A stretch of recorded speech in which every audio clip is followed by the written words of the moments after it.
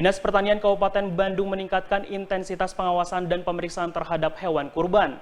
Langkah ini dilakukan sebagai bagian dari persiapan perayaan Hari Raya Idul Adha 1446 Hijriah.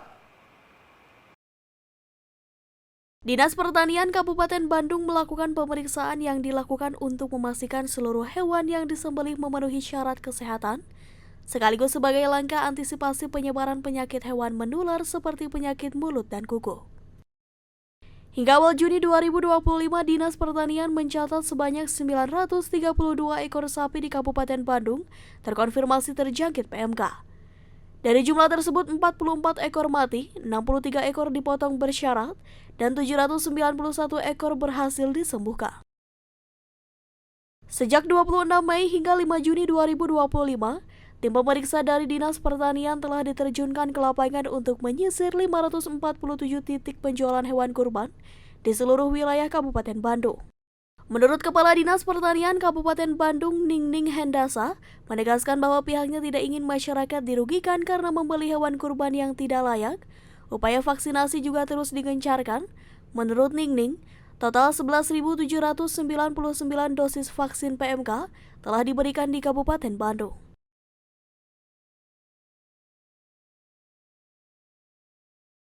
Ya, di Kabupaten Bandung sendiri jumlah untuk ternak sapi saat ini ada di sapi seluruhnya ya untuk pemeriksaan dari bulan 26 Mei sampai 4 Juni ada di 27.153 ekor dan jumlah titik pemeriksaan ada di 547 titik. Di mana ada sapi yang sehat itu ada 16.423 ekor, yang sehat belum cukup umur ada 1.065 dan yang sakit ada 203. Yang kedua untuk domba, domba sendiri yang sehat ada 7.853, yang sehat belum cukup umur ada 1.364 dan yang sakit ada 133. Adapun untuk kambing yang sehat ada 80, yang sehat belum cukup umur ada 14 dan yang sakit ada 9 ekor.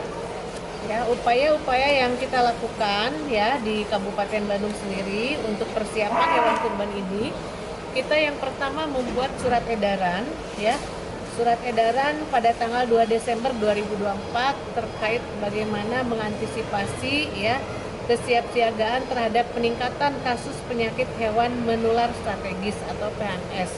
Yang kedua, kita juga surat edaran pada tanggal 25 April 2025 untuk PHMS juga, dan upaya-upaya lain yang kita lakukan. Yang pertama, melaksanakan pemeriksaan kesehatan hewan kurban di tempat-tempat penjualan hewan kurban seperti di Pak Haji Lukman ini. Yang kedua, memasang label dan stiker pada hewan kurban sehingga label itu menyatakan bahwa hewan dalam keadaan sehat. Di SPPAM sampai hari ini kalau menurut data yang sudah masuk tidak ada penurunan, tetapi masih stabil dan cenderung naik 10%. Dilihat dari sisa sapi yang tersedia kan itu, karena kalau tahun kemarin dengan jumlah mungkin kisaran 100 ekor tapi ada sisa misalkan 5, tapi kalau sekarang dari 135 sisanya mungkin yang belum terjual sampai saat ini hanya 10 ekor, berarti 12 ekor, berarti kan lakunya lebih dari tahun kemarin. Berarti secara proses penjualan meskipun sekarang katanya lagi anggap aja mulai kata orang resesi atau banyak hal atau mungkin perlambatan ekonomi, tapi alhamdulillah kalau untuk di sini buktinya malah naik dari sisi penjualan. Karena kan kalau urusan kurban mungkin urusannya bukan dengan jasmani saja, tapi urusannya dengan bagaimana seorang umat yang taat terhadap anjuran ibadah yang notabene harus mengeluarkan uang, bukan hanya tenaga.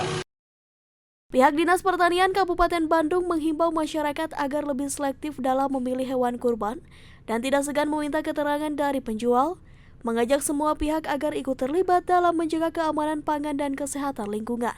Dinas Pertanian Kabupaten Bandung juga memastikan layanan pemeriksaan hewan kurban tetap buka menjelang dan bahkan setelah Idul Adha, guna mengantisipasi laporan dari masyarakat atau temuan baru di lapangan.